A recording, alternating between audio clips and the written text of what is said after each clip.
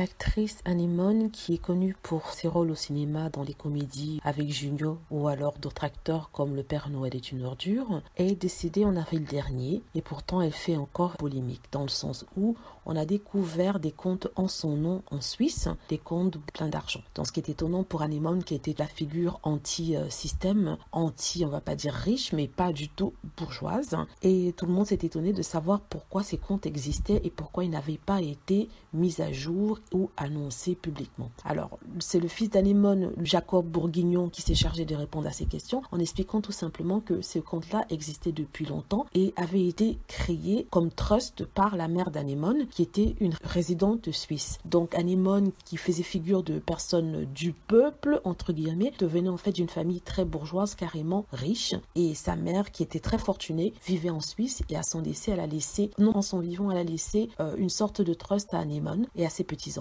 Et Jacob, en fait, a expliqué que tout avait été déclaré au fisc français et que cet argent était de l'argent légal. Donc, il a dû sortir de sa réserve et de son anonymat pour pouvoir s'exprimer par rapport à sa maman. Et c'est en fait une polémique qui a fait les journaux, qui était montée en mayonnaise pour rien. Alors que c'était juste de l'argent que Anémone avait et que sa famille possédait. Comme quoi, quand on voit des personnes qui ont un peu pauvres, il faut faire attention car elles peuvent être en fait très très riches. Anémone a toujours eu cette tête de petite vieille mère peu fortunée, mais en fait, elle était bourrée aux as. Voilà, c'est mon commentaire sur Anémone qui malheureusement nous a quittés en avril dernier et sur la fortune qu'elle a laissée. Si vous avez aimé mon commentaire, n'hésitez pas à cliquer sur like et à vous abonner pour plus de vidéos. Merci.